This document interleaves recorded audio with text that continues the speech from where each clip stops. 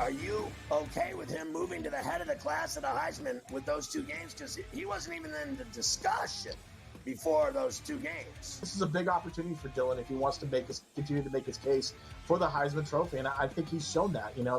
What is he, a sixth-year player who's going to probably end up setting most of the passing marks because he's been around for so long? So why not also throw a Heisman Trophy in the mix? Pharrell Coast to Coast, only on SportsGrid. Anyone that's been to a sporting event, the atmosphere before a game, I think Game Time Decisions has that same exact atmosphere. This is our arena.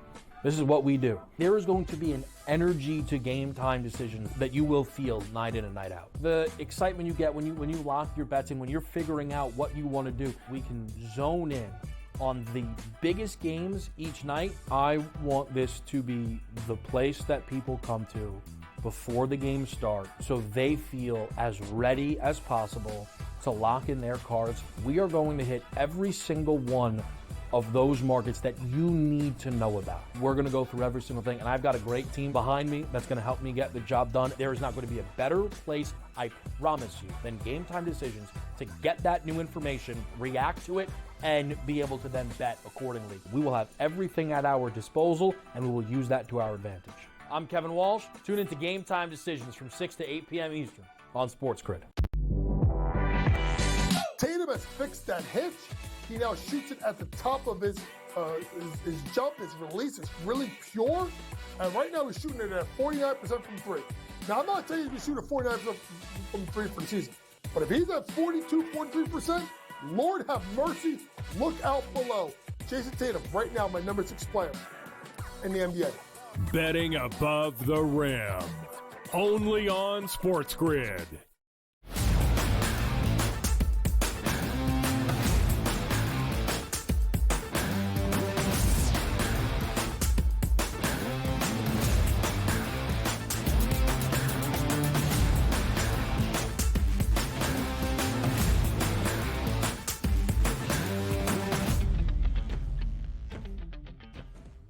Welcome to hour number 2, live right here on the early line on SportsGrid and all across that SportsGrid network. We are happy to have you here on this Tuesday morning for the early line. He is Joe Ranieri. I am Ben Stevens. Again, it is Election Day in the United States of America. Make sure to get out there and vote. Your vote counts. It is your civic responsibility. A huge Tuesday in sports, a big Monday as well, with a lot of focus on basketball, the opening night of the 2024-25 college hoops campaign, and of course, all 30 NBA clubs in action on a Monday around the association. Joe, that's where we start here in hour number 2. But our Tuesday gets spicy because we've got the trade deadline in the NFL. Some moves already being made to make the best teams in the NFL even better. The College Football Playoff Selection Committee unveils its first edition of the rankings tonight, the first ever rankings in the 12-team era of the College Football Playoff. What are the odds telling us? What would the bracket be based on the prices? All of that and more in this second hour. Plenty going on here, Ben, on this Tuesday, and we don't forget we still got a couple of college football games on tap here tonight as well to kick off the week. So we got a little something for everybody on this election day. A nation's attention will be captivated by the Midwest once again. Maction returns on this Tuesday night as we will break down a couple of great games in Central Michigan and in Ball State as well. Joe, we start in the NBA. The return and debut last night in a Philly uniform for Paul George out on the road in the Valley against the Phoenix Suns, who had won 4 in a row entering, now make that 5 straight. Paul George had a solid debut for the 76ers and had an opportunity to maybe win it or tie it for Philadelphia late. His game-tying jumper, no good with just about 3 ticks remaining in regulation. Phoenix holds on for its 5th consecutive win, now 6-1 this season, and yet Philadelphia, only losing by 2, does cover as a 7-point road underdog. Yeah, I mean, listen, it was good to see Paul George in a Sixers uniform. I know the Sixer fans had to be ecstatic. 15 points, 5 boards, 4 assists. He did play maybe this is the best stat line, right? He played 32 minutes. Ben, and you mentioned it. He did have a shot there at the end, but he did go 4 of 14 from the field. He could have tied it in the final seconds, but Durant was not having any of it last night. 35 points. That's their 5th straight now, Phoenix, who Bradley Beal they got. Nurkic also got involved, 15 points, 15 boards. So a full team effort from the Suns. Just the Sixers, without Embiid, let's face it, even just Paul George, they're going to be up against it this season a lot. And Joe, when you look at Philadelphia, again, it's early in the regular season. We're waiting for JoJo's return. Of course, there's been some heated discussions and even physical conversations between Joel Embiid and the Philadelphia media. It is not the start you would expect for a 76ers team that made the one big move, basically, we saw in free agency to acquire Paul George. And as we look for that second tier, the second best team in the Eastern Conference, to contend with the Boston Celtics, the reigning champs, would it be the New York Knicks? Perhaps the Philadelphia 76ers, who have their own playoff woes. We'll talk about the only undefeated team left in the Eastern Conference. That's the Cleveland Cavaliers in just a matter of moments. Philadelphia, 1-5, both straight up, but now not against the spread. Last night, their only cover in any of their 5 losses this year. That a good sign. It also went over last night, 222.5. They've gone over in 5 of 6 games. Tyrese Maxey, the leading scorer for the 76ers, 32 points. I don't think his point production is going to take a hit with the return of Paul George, perhaps with Joel Embiid, but still I think you can find some good numbers in the prop market. Philadelphia is struggling. 1-5 straight up. 2-4 against the spread. Meanwhile, for Phoenix, they're 6-1 straight up, Joe, but just 2-5 against the number and only 1-4 ATS as the favored side this year. So that's where it stands for the Suns. Like you mentioned, Kevin Durant, game's leading scorer, 35 points. Devin Booker had an atrocious night, 3 of 18 from the floor, 0 of 6 from deep. And Phoenix still won a game against a Sixers team that had Paul George back in his debut. There was no minute props out there on the FanDuel Sportsbook. If there were, he probably went over last night with 32 minutes of action logged for Paul George, but he did basically go under in a lot of the other categories, or at least mainly in his points prop, finishing with just 15. You expect it to take a few times for Paul George back on the floor to shake off the rust. Good sign for Philly to cover, but again, they are just 1-5. Yeah, I mean, listen, it was a slow start. First game out, he got into foul trouble early, but he did drop, I think, 10 in the second quarter as he started to get a little more acclimated to being out on the floor. And to me, the best number of that night was he played 32 minutes, man. And I think that's a good sign for the 76ers, who will get better with him in the lineup, even without Embiid. But until Embiid gets back and his full team is together, it's going to be nothing but animosity with the Philadelphia media from here on out. I mean, if you thought you were escaping it in L.A., Paul George, welcome to Philadelphia. That is for sure. One of my good friends who lives in Philadelphia, who's a huge Eagles fan, was telling me yesterday in a group chat, despite the Birds winning 4 straight and being 6-2, you should have heard the local sports talk shows yesterday talking about Nick Sirianni's game management. If that's what's happening when there is winning ways for Philadelphia, a 1-5 start for the 76ers is the opposite of that. 46.5, the updated win total for Philly, plus 950 the price to win the Eastern Conference. They did enter the year with the 3rd shortest number. It has already moved back from that price. Joe, are you overly concerned, or is it a thing in the NBA that's like, all right, we go through this every year. Joel Embiid's availability will be in question, but when he is healthy, the Sixers will be a playoff team, regardless of what that path looks like in the Eastern Conference. We expect them, at the very least, to reach the second round. Or is this 1-5 start in the absence of Embiid overly concerning in your estimation? Well, it's concerning from the fact that when can we got to see this team together. Health is always a concern when it comes to Embiid. And quite honestly, you added maybe the second guy in the NBA that you're worried about from a health standpoint in Paul George every year. So there is some concern with that, but let's be realistic here, Ben. We do this every year. The NBA season doesn't start until Christmas, and we all know it. So let's not get overly overreactive until we get to Christmas. And then at that point, let's hope Embiid, the full Sixer team, is there. And then we can have a conversation, I think, in January about the direction that this Sixers organization is heading. The 76ers no longer the third shortest price out east. It's the only undefeated team in the Eastern Conference.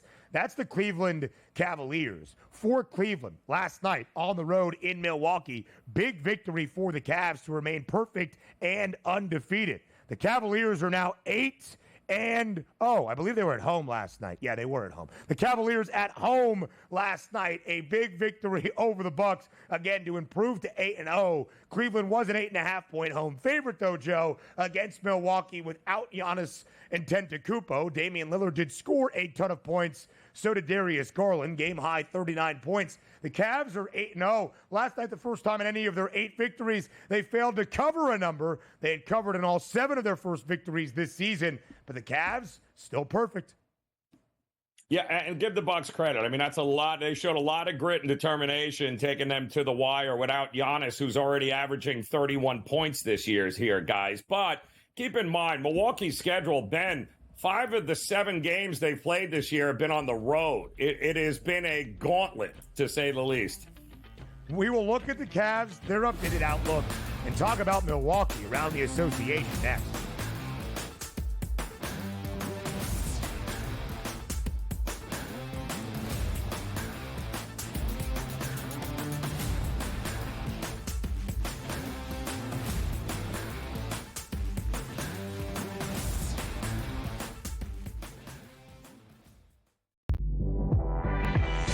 Did they talk about the play they ran at the end of the game when it was the worst player we've ever seen in the history of basketball? No. See, here's what you got to do, Sherwood. I respect you. You're fantastic. But damn it, don't blame the officials. When you have a game like this that close, there's about 100 or 1,000 different things you could have done differently that could have won you the game. Betting above the rim. Only on SportsGrid. Right here with you on Pro Football Today on SportsGrid. Odds in motion, trying to see what lines have moved throughout the week. Never felt more comfortable in this set than I do for this year. I am ready. I'm just getting angry. The hot takes are going to be here all long, people.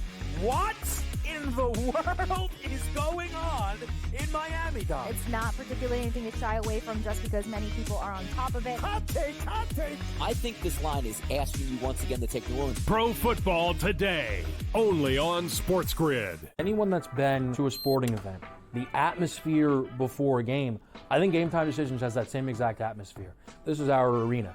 This is what we do. There is going to be an energy to Game Time Decisions that you will feel night in and night out. The excitement you get when you lock your bets in, when you're figuring out what you want to do, we can zone in on the biggest games each night. I want this to be the place that people come to before the games start so they feel as ready as possible to lock in their cards. We are going to hit every single one of those markets that you need to know about. We're going to go through every single thing, and I've got a great team behind me that's going to help me get the job done. There is not going to be a better place, I promise you, than Game Time Decisions to get that new information, react to it, and be able to then bet accordingly. We will have everything at our disposal, and we will use that to our advantage.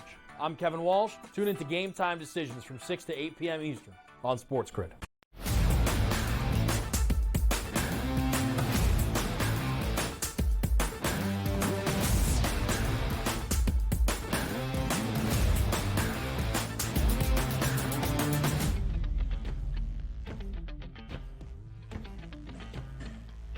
The Cleveland Cavaliers remain the only undefeated team left in the Eastern Conference last night as an 8.5-point home favorite against the Giannis-less Milwaukee Bucks.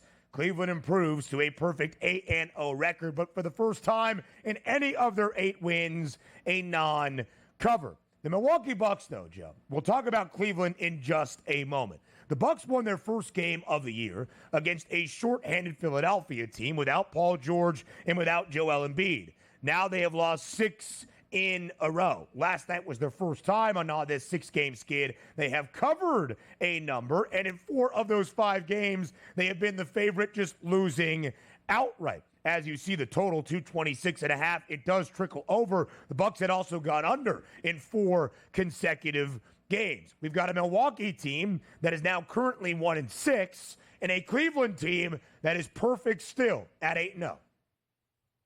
Yeah, listen, I mean, and give the Cavs credit here, because something else that should be noted last night is that Donovan Mitchell had a great first quarter and then disappeared. So the idea that they were able to do this in a battle at home and do it without their best player really playing a major role down the stretch, it was all about Darius Garland stepping up to the podium last night, and he did a great job of carrying them late along with Mobley. There's not a whole lot not to like about this Cavs team. Listen, they're not going to go undefeated. They're going to go through stretches. Yeah. Also a little injury prone with some of these guys on this team, but you got to love the team effort that we've seen through the first couple of weeks of the season here, Ben. And, by the way, new coach, new life, and what's going on there with Cleveland? Yeah. I mean, listen, they are playing really good basketball as of this moment, and reflected in the odds as well, Joe, because when you look at where things stand, the Cavaliers entered 16-1 to win the Eastern Conference Championship. Shave that price in half and then some, take off the additional $1. It is now 7-1, third best price in the Eastern Conference. From 7-1 to 13-1, nearly double the number for the Milwaukee Bucks and Doc Rivers. And here's the concerning thing for Milwaukee. They basically ran it back this offseason. Giannis Antetokounmpo, Damian Lillard, the thought around this Milwaukee organization, if fully healthy by the time they reach the postseason, Milwaukee thinks they're one of the best teams in the East that can contend with the Boston Celtics. Hasn't happened so far this season, and a championship price for the Bucks that was 14-1 entering the year, reflecting that idea that at full health, maybe the Bucks had a shot. It is now doubled and then some, 35-1, the number on Milwaukee.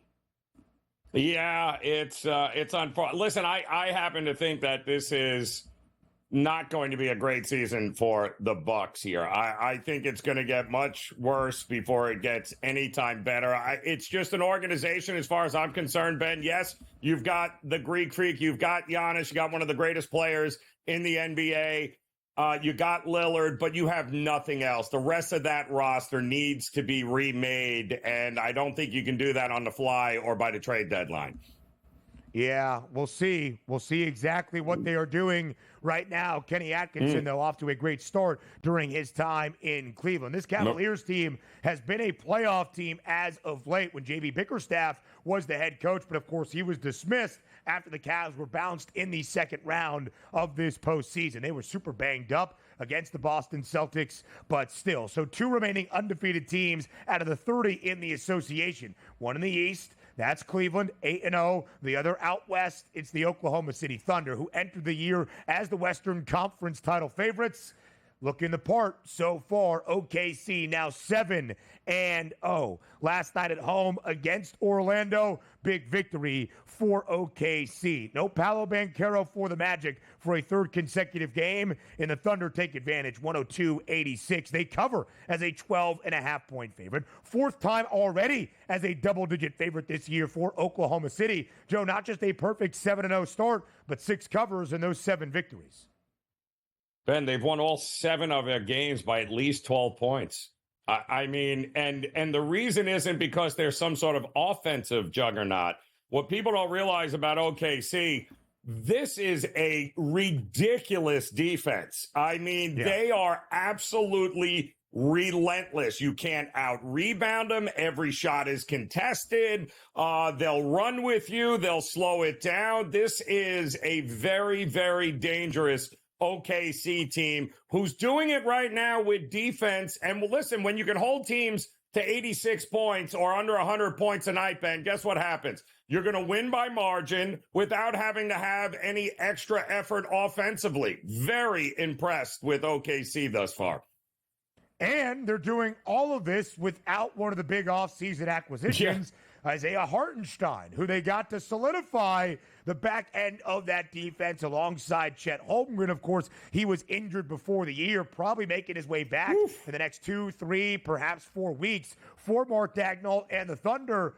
Impressive stuff out of OKC. Meanwhile, for Orlando, Paolo Banchero off to a great start this year, already a 50-burger. Of course, he is now sidelined for the next few weeks with that oblique injury. Third game for the Magic without Paolo. They've been booked as a 6.5-point underdog or greater in all 3 games. No covers in any of the 3. Speaking of no covers, the Atlanta Hawks are absolutely abysmal covering spread since the start of last year. Now 30-61 against the number. The only team in the NBA that is not covering in at least 40% of their games since the start of last season. It's a 33% cover percentage for Atlanta. Oh boy, it could be bad this year. It continues to be good for Boston. 30-point win in the A, 123-93. The Celtics cover, Joe, as a double-digit 10-point favorite. You're funny. You transition from the best defensive team in the NBA to literally the single worst defensive team in Atlanta in the NBA, who would be playing no defense anytime soon and not covering any games, man. The Celtics are not undefeated. They're 7-1. They've been favored in all 8 games, of course. They're 5-3 against the spread. Just plodding along once again to winning the Eastern Conference and perhaps Gary O'Brien Trophy number 19, as the odds will indicate up next.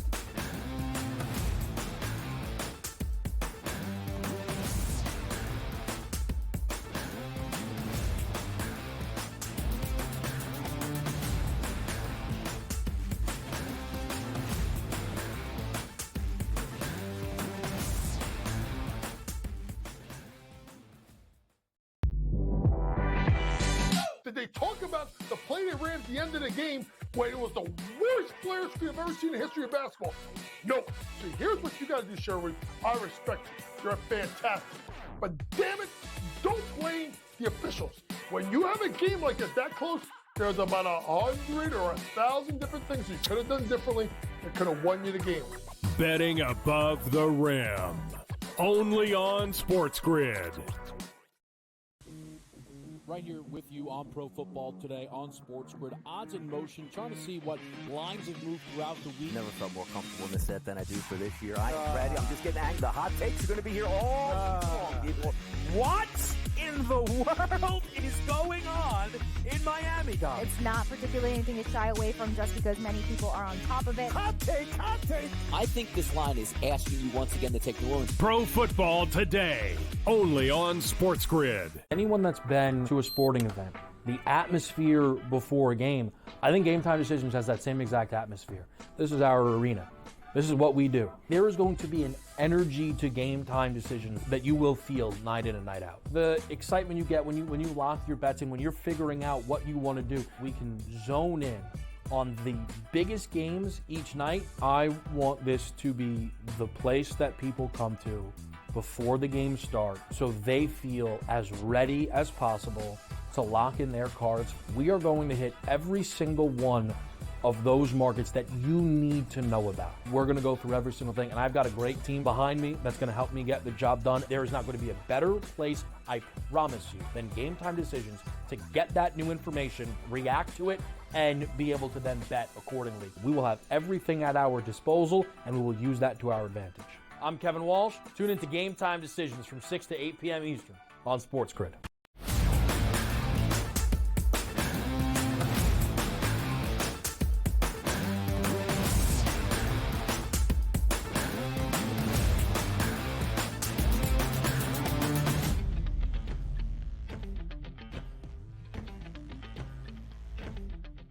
Live right here on the early line on SportsGrid. It is a Tuesday morning on TEL. He is Joe Ranieri. I am Ben Stevens. All 30 teams, Joe, in action around the association last night. We're 2 weeks in to this NBA campaign. Where have the odds caught up from the performances we have seen in the first 7, 8, 9 games of this season for all 30 clubs? Here's one thing that seems to remain constant and shall throughout the year. Boston Celtics are the best team in basketball. Cleveland is the only unbeaten in the Eastern Conference, 8-0. A surprising and impressive start to this year. Oklahoma City, the Western Conference championship favorites, they're also undefeated.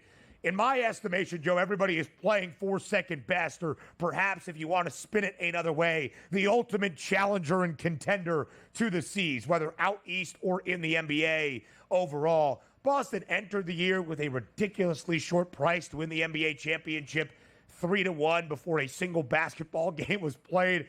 After a 7-1 start, a 5-3 against the spread number as a favorite in all 8 games, the price has already grown shorter by $0.50 to plus 250. Yeah, Ben, it just feels like we're going to be rinsing and repeating here a lot with these teams, right? Listen, folks, if it ain't broke, don't fix it here. Celtics, Thunder, Knicks, Mavs, Timberwolves, Nuggets, Suns. What do they all have in common? Yeah, we're going to see them in the playoffs again. So they're all going to be battling one another for a chance to win a world championship. And again, it's a very long season, but every one of those teams, the current makeup of them, Ben, just as good as they were a year ago. Some teams got a little better. Some teams lost a little depth. In fact, the team that seems to be the most ridiculously overrated in that list, why are the Knicks in single digits? Like, the depth concerns with the Knicks how'd they do last night against Houston? I don't know why we still consider this team to be in that category with OKC and Boston, because as far as I'm concerned, they're not. They got beat big last night in Houston, 109-97 against the Rockets, Joe. In fact, as a slight 2.5 point road favorite in H-Town, they lost by 12 outright. Joe, it's one of the developing things around the Eastern Conference, I would say. Again, the Cleveland Cavaliers, perfect, 8-0. The Celtics, as good as we expected, 7-1. They're the only 2 teams out of the 15 on that side of the association above 500. The Nets are 4-4, off to a better start than probably anybody expected. The Knicks are 3-3. The Heat are 3-3. Those are the 5 teams at least at an even 500 or better. Everybody else has a losing record in these opening 2 weeks. And, Joe, that includes 2 teams in the Eastern Conference we expected to contend once again. The Sixers are 1-5. The Bucks won on opening night against shorthanded Philadelphia and have now dropped 6 straight. Those 2 teams in an early tailspin to begin this NBA season. Yeah, and again, long season here. But, the reason the reason the Bucks are where they're at in a short, listen, we had a short series in 2 weeks. I'd probably still bet the Bucks because they have Giannis and Lillard and we're good to go. You know what I mean? But the rest of these teams, it's can they make the gauntlet of the 82-game season? Can they have enough left in the tank? Do they have enough depth to be able to truly make a run at this? If you're looking at this championship odds board in the future market, forget about what you're seeing now. Do you trust this team to have enough in the tank and be healthy enough down the stretch? A lot of those teams on that board, I do not. A lot of those teams, Ben, know how to make sure they have enough in the tank when they get to the end. Those are the teams I would concentrate on. It is intriguing as well because the Celtics are $5 shorter than the Knicks. The Thunder have a larger distinction in front of everybody else out west. Plus 480 for OKC. The Mavs, last year's Western Conference champs, at 10-1. The T-Wolves, 11-1. The Nuggets, disappointing to start this year. They barely grinded out a win last night in Mile High against the Raptors. They are 15-1.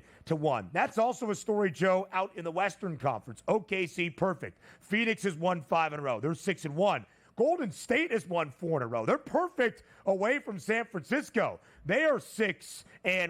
And then a bunch of teams, 6 in fact, that are just a game above 500. We've seen some pretty mediocre basketball to start this year in the NBA. Yeah, and we did. A lot of, but again, it's take it with a grain of salt. This is a marathon. It is not a sprint. But we'll revisit this in a month or so, Ben, and I bet we're singing a different tune with a lot of these teams. Yeah, and that is, of course, the story of the NBA. How impactful is the regular season? We shall see. Midway point of the NFL regular season next.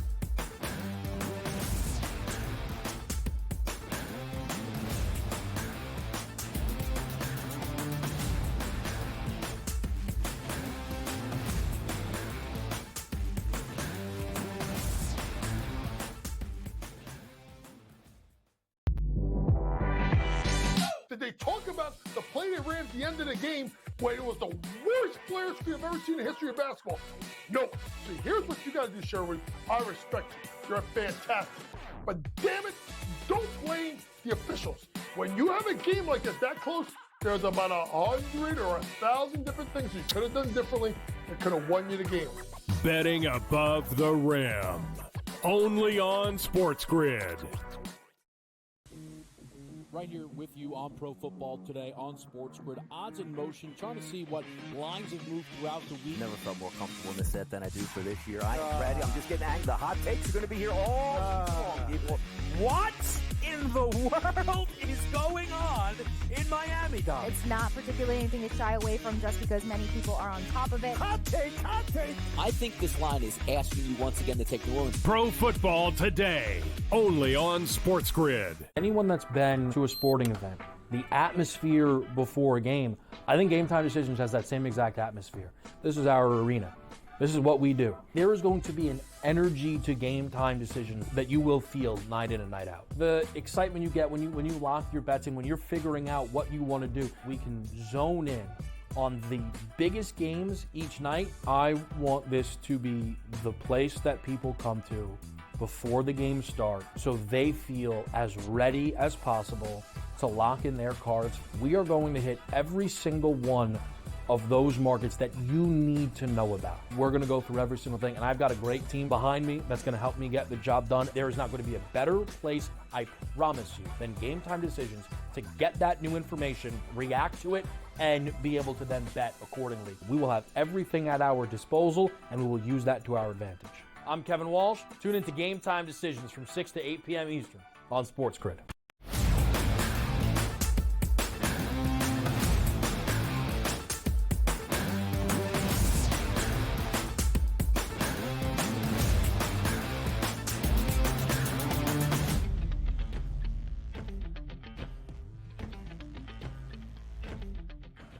We are at the midway point officially of this 2024 NFL regular season. 9 weeks in the books, 9 more weeks to go, 18-week regular season. See how that happens. And at the end of the opening half, we look at where the odds stand currently as we are about to embark on the second half from where they were on opening night in the preseason. The Kansas City Chiefs enter the year as the favorites to win a third consecutive Super Bowl championship. No team in NFL history has ever done that, won 3 consecutive Lombardis, or even played in the game for a third consecutive year. Plus 550 as the Chiefs remain the only undefeated team in the NFL, is now shorter by nearly $2 at plus 380. The Detroit Lions, though, Joe, might be the best team in the NFL. They are 7-1. They have covered in all 7 victories. A 12-1 price for Detroit has been slashed in half and then take off another $1 at 5-1. The Ravens number growing shorter. The Bills price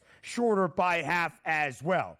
The Niners have seen the number grow from 6-1 to 10-1 in an uneasy start to this season. San Francisco just an even 500, 4-4. Countless injuries on the offensive side of the football. Philadelphia's price was probably longer the opening month of the year, but after a 4-game win streak for the Birds, now back down by $1.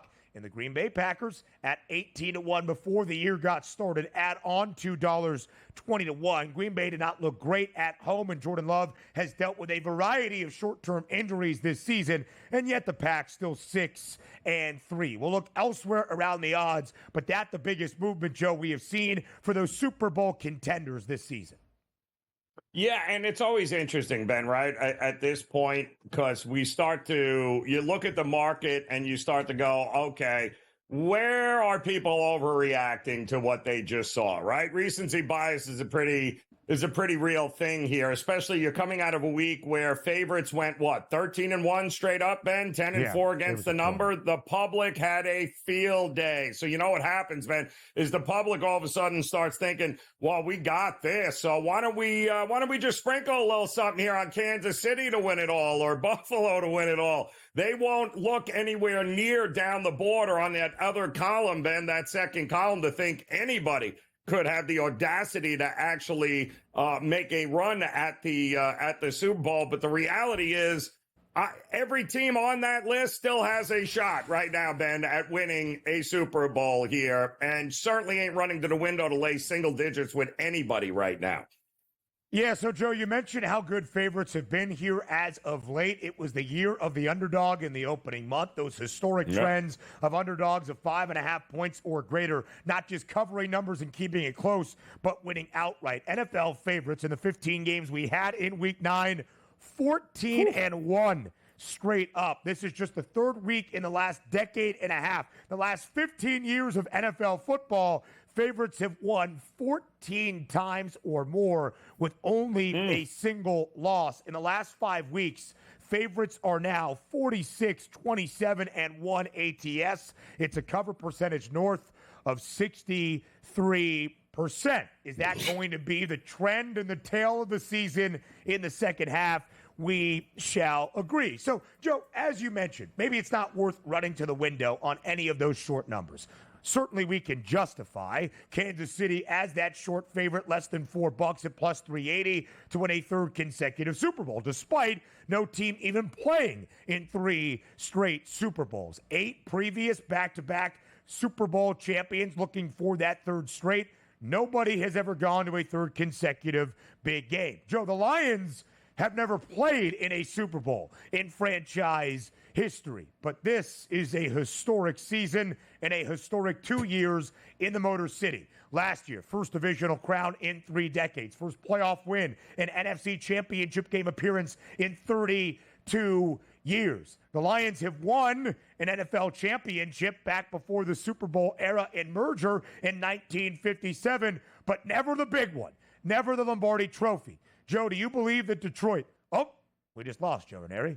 We'll get Joe Ranieri back here in just this.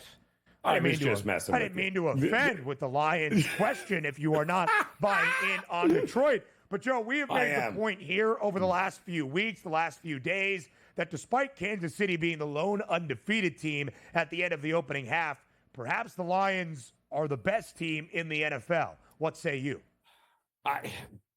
Well, how do you argue with it, man? I mean, all they seem to do is just go out and bulldoze people. I do think the biggest question with the Lions was the pass rush. Outside of Hutchinson, I don't think anybody has 2 sacks on that team. So going out and getting Zadarius Smith, I think, will help. But that's the only question you have. Offensively, this is a Super Bowl team. This is a Super Bowl caliber team. Defensively is going to be the big question. And will they be able to, Ben? And this is a big if. Can they get home field advantage throughout the playoffs, or do they have to go outside in January in order to make a run at this? There's a big distinction between those two things.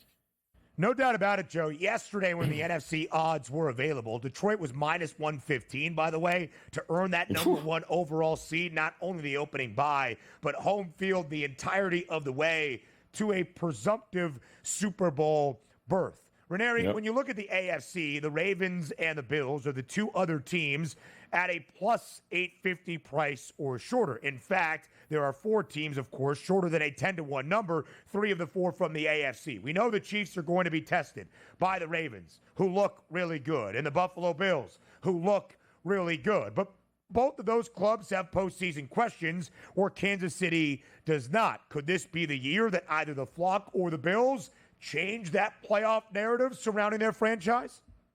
Well, lucky for us, Ben, we're going to get to see a preview of those, are we not here? I believe we said Kansas City's got Buffalo coming up here, which is going to be interesting in Buffalo. There is a lot still to be determined, and unfortunately for the AFC, all those teams you just mentioned there, Kansas City, the Bills, the Ravens, they are going to have to devour one another on their way to representing the AFC.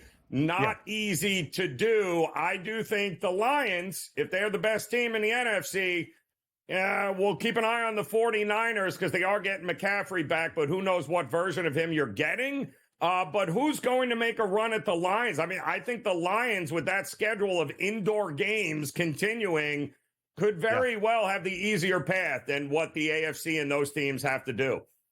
So just to note, Week 11 now 2 weeks away. Buffalo will host Kansas City. The game is probably going to be a pick'em. Who wins outright? Will KC still be unbeaten? Yep. More than likely into that matchup. Buffalo has won since the start of 2021's NFL season. All 3 regular season meetings against Kansas City. All 3 coming in Arrowhead. The Chiefs, of course, have had the last laugh in the postseason. They have bounced the Buffalo Bills 3 of the last 4 years in the AFC postseason. Buffalo has been bounced by the divisional round in the last 3 years as well. Joe, let's go to the NFC, right? We're talking about teams with short prices. Only one team has a 3-digit number. San Francisco, the short favorites to win the NFC title before the year got underway. We understand why. Has dealt with a slew of offensive injuries. And the Niners have not looked good. They're 4-4 straight up this year, booked as a favorite in every single game. But the Niners did win their final game entering their bye week. On the other side of the bye, starting here in the second half and Week 10, Christian McCaffrey supposed to make his season debut. Would now be a time you would be interested in buying back into the 49ers at that longer 10-1 number. Yeah, I mean, he's off the IR, back scheduled to play. Will there be a setback, Ben? It's something you got to worry about. But listen, if I'm Kyle Shanahan, I've basically treaded water in order to be able to get him back. He is that big a difference maker, Ben. He is legit worth a field goal on anybody's power ratings when you're looking at it. When he's in that lineup, they're a different team. He's a difference maker, which makes the 49ers very dangerous if he's healthy. The Niners a 6.5-point road favorite in Tampa on Sunday, taking on the Buccaneers. It is NFL trade deadline day. We've already seen some moves. Next.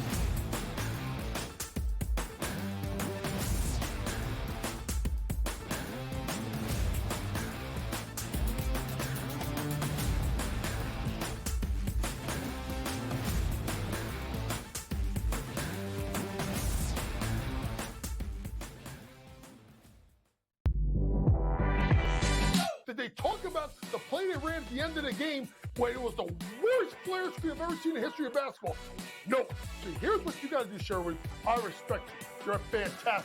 But damn it, don't blame the officials. When you have a game like this that close, there's about 100 or 1,000 different things you could have done differently that could have won you the game. Betting above the rim. Only on SportsGrid. Right here with you on Pro Football Today on SportsGrid. Odds in motion, trying to see what lines have moved throughout the week. Never felt more comfortable than I do for this year. Brady, I'm just getting angry. The hot takes are going to be here all season long. What in the world is going on in Miami, Dom? It's not particularly anything to shy away from just because many people are on top of it. Hot take, hot take. I think this line is asking you once again to take the room. Pro Football Today, only on SportsGrid. Anyone that's been to a sporting event, the atmosphere before a game, I think Game Time Decisions has that same exact atmosphere. This is our arena. This is what we do. There is going to be an energy to Game Time Decisions that you will feel night in and night out. The excitement you get when you lock your bets in, when you're figuring out what you want to do, we can zone in on the biggest games each night. I want this to be the place that people come to before the games start so they feel as ready as possible to lock in their cards. We are going to hit every single one of those markets that you need to know about. We're going to go through every single thing, and I've got a great team behind me that's going to help me get the job done. There is not going to be a better place, I promise you, than Game Time Decisions to get that new information, react to it, and be able to then bet accordingly. We will have everything at our disposal, and we will use that to our advantage. I'm Kevin Walsh. Tune into Game Time Decisions from 6 to 8 p.m. Eastern on SportsGrid.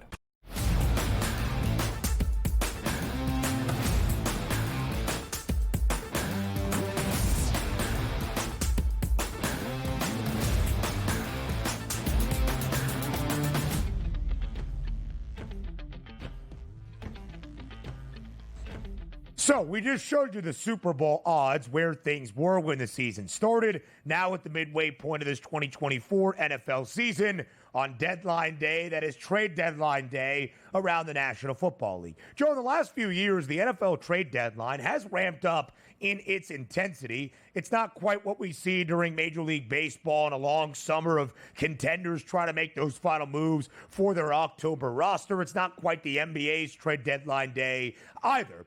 But the NFL is intriguing this year, and we have already seen one deal done. It's a big one for one of those Super Bowl contenders that has seen the most movement, the Detroit Lions, who were 12-1 before the year, now 5-1, the NFC Championship favorites. The second best price to win Super Bowl 59, only behind Kansas City, trying to get to the big game for the first time in franchise history, making a big move on this Tuesday, acquiring Zadarius Smith from the Cleveland Browns, and not much given up. Zadarius Smith, in a 2026 seventh rounder, headed to the Motor City for a 2025 fifth round pick and 2026 sixth round pick. One of the reasons, Joe, this was so critical for Detroit, of course, the unfortunate loss of the very talented third-year edge rusher, one of the more promising young defensive players and even proven defensive players in the NFL already at this stage of his career, Aiden Hutchinson, who is out for the remainder of this season. So the Lions get some reinforcements. They add Zadarius Smith. Should make an impact for Detroit on that defensive side of the ball. Yeah, and it was funny because I think he even talked about it a couple of weeks ago when it was rumored that he'd be on the trade block there come this time. And he had mentioned Detroit because he would love, to get to play Green Bay and the Vikings twice a year, two teams that he was a member of, that he knows very well, that he would love an opportunity. And he's going to get, obviously, that opportunity to play them once again. But Detroit absolutely had to do something here to increase this pass rush. They have nobody on the team right now who has recorded more than 2.5 sacks through the first 8 games of the season, Ben. They had to do something, and I think for the price, you got a pretty reliable guy here that should be able to help everyone else here at least get to the quarterback. Yeah, no doubt about it, Joe. Zadarius Smith this year in 9 games with the Browns has recorded 5 sacks. This trade was rumored early in the weekend, like Saturday before the Sunday slate. Of course, you're going to see how the game plays out for the Browns. Not that they're going to make a run to the postseason this year with that backup quarterback in Jameis Winston, but you got to let the weekend play out, and then ahead of the deadline, that deal is now done. Zadarius Smith, who knows the NFC North very well, Joe, like you mentioned, spent 3 years in Green Bay after the first 4 of his career in Baltimore. 3-time Pro Bowler in his time in the NFC North in his 4 total years in the division. 3 with the Pack, 1 with the Vikings. Last year, his first full season in Cleveland, played 16 games, only 5.5 sacks. But, Joe, in his fully healthy years with Green Bay and Minnesota, 3, he recorded double-digit sacks each and every one of those seasons, earning Pro Bowl accolades each and every one of those 3 NFL years. So a big move for Dallas, where if there are questions about the Lions, perhaps it's that pass defense. Last year, elite against the run, not great defending the pass. It's not just your secondary that is responsible for batting down balls or picking things off or causing incompletions. It is that pass rush. It is a huge acquisition for Detroit. Yeah, I mean, it's exactly what they needed to do. They're all in, Ben, on this season, and we know this. Offensively, there's not a lot of question marks with this Lions team. Ben Johnson just made Matt LaFleur look absolutely stupid this past week. And we know the biggest question was always going to be defensively. Not so much if Hutchinson was still healthy, by the way. They'd be clearly the favorite here, I think, to win it all. But I think Zadarius Smith, for what was available and what you could get for him, I think the Lions continue to nail it, Ben, in the offseason and in season with some of these acquisitions. You got to love the direction they're heading.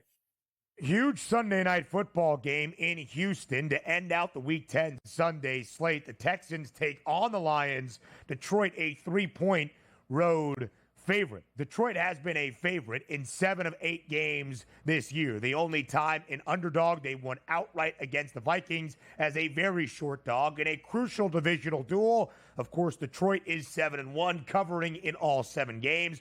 44-18 is the ATS record with Dan Campbell as the head coach since the start of 2021. They are the only team in the NFL covering in more than 61% of games. It is a 71% cover percentage. What a hit rate indeed. Joe, some potential other guys on the trading block on this Tuesday on deadline day. We expect the Saints to be sellers. They sold their head coach, fired Dennis Allen yesterday. Could Marshawn Lattimore or Chase Young be on the move? The Giants have had a great pass rush. In fact, they have the most sacks this year. Azeez Ojulari, might he be traded? Mike Williams, his future in New York doesn't seem to be there for the Jets. Could the Panthers move on from that veteran presence at the wide receiver spot, Adam Thielen? Another trade already happening. The Bengals acquiring the man known as Juice, Khalil Herbert, from the Chicago Bears. Kind of lost in the shuffle of the backfield after the acquisition of DeAndre Swift and the bigger back of Roschon Johnson. Khalil Herbert now on his way to Cincinnati. Yeah, I mean, Zach Moss, obviously, that there are serious concerns about the neck injury there. This will help the Bengals. They'll get more, a very capable runner who has shown over his couple of years here that he can carry the ball, not to mention he can catch the ball out of the backfield. So another good, sensible pickup by Cincinnati here early in this trade deadline. Yeah, very much so for the Bengals, who, of course, have very limited margin of error. That includes a huge Thursday night game just 2 days away that we will look at in just a moment. I wonder how much the Saints sell, right? They're on a 7-game skid after an impressive 2-0 start. They are 2-7. The defense was awful with Dennis Allen, who was supposed to be that defensive guy. Marshawn Lattimore, he has been rumored to Kansas City. Doesn't seem to be overwhelming momentum that he has moved today on deadline day. But, of course, we will follow throughout this Tuesday. We'll talk Thursday night football. AFC North rivalry next.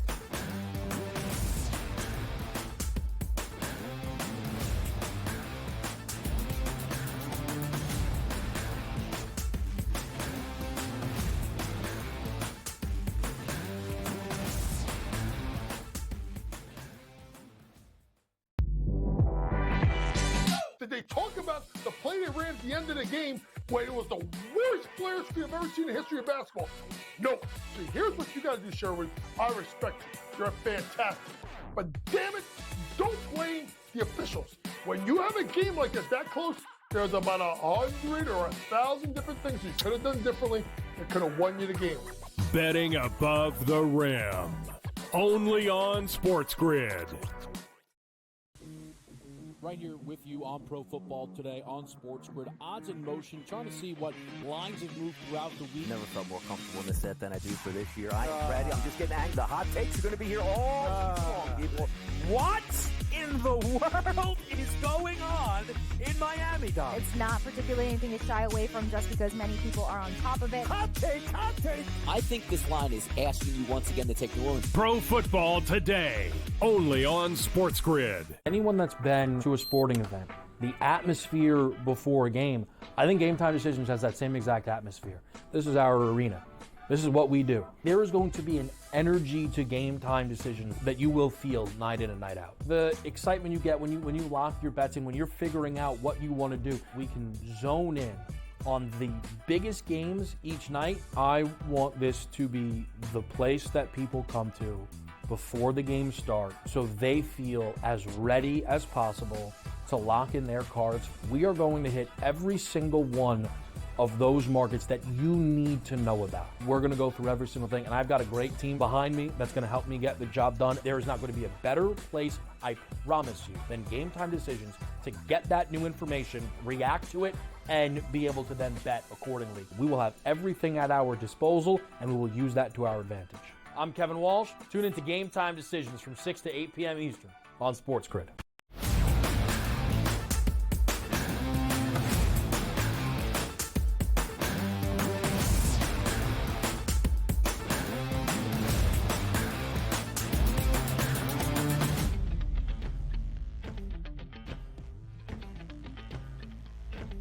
A huge Thursday night football game to kick off the second half of this NFL season. Joe, by the time we reach the second half of the NFL season, our Thursday night intrigue tends to dwindle, not in week number 10. Short week for sure, but a huge divisional duel between the Ravens and the Bengals in Baltimore 2 nights away in the Charm City. The Flock booked as a 6.5-point home favorite, total 52.5. The Bengals, of course, started winless, 0-3. They have won 4 of their last 6 games. That is good for Cincinnati, but the margin of error still is not really there. Joe, elsewhere for the Baltimore Ravens, they started 0-2.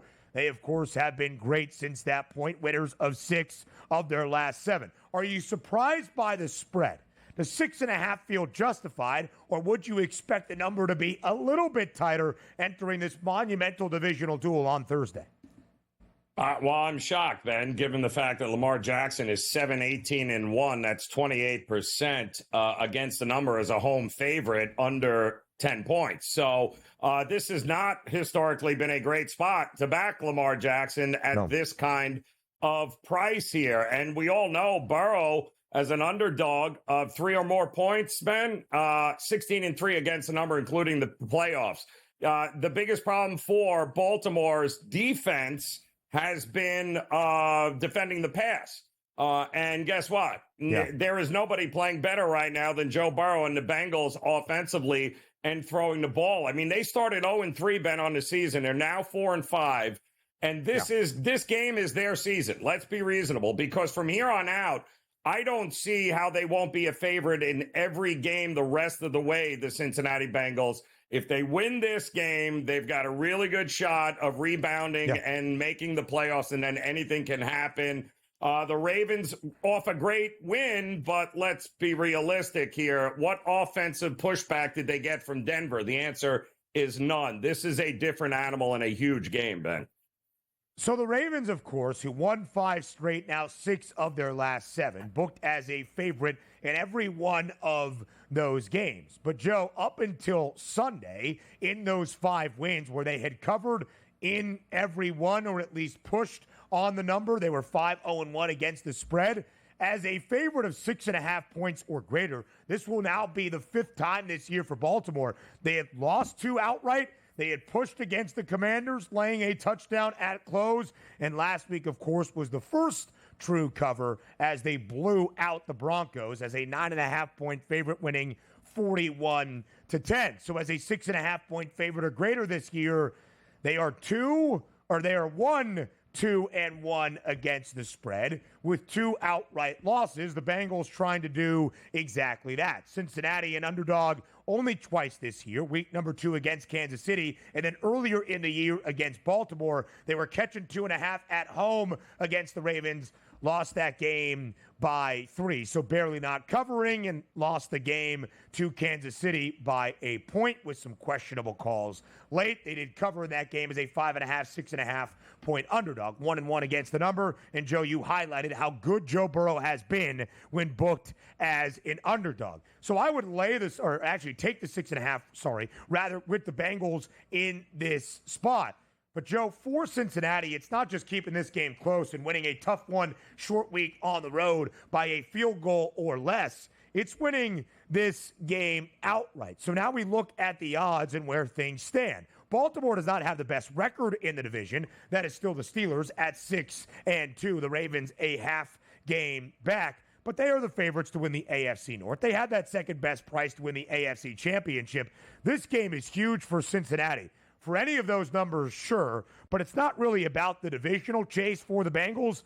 It's that playoff price for Cincy. And the number still remains minus 114, a minus money price for a team that started 0-3 and is still 500, below 500 rather, to get to the postseason. They win on Thursday in Baltimore. That number changes drastically and in a positive way. Yeah, and listen, at this point, just go ahead and bet the Bengals on the money line for this game, because if they don't win this game, they're not making the playoffs, man. That's as easy as far as I'm concerned it is. Their season could end on Thursday night if they don't win this game outright. If they fall to 4-6, the number will take a hit. There is no doubt about it because how little wiggle room there is for Cincinnati. But Joe, to your point, they're probably going to be favored in their final 7 games. They win 6 of 7 or all 7. There's a lot of life for a double-digit win Cincinnati team. Hour 3, our third and final is next.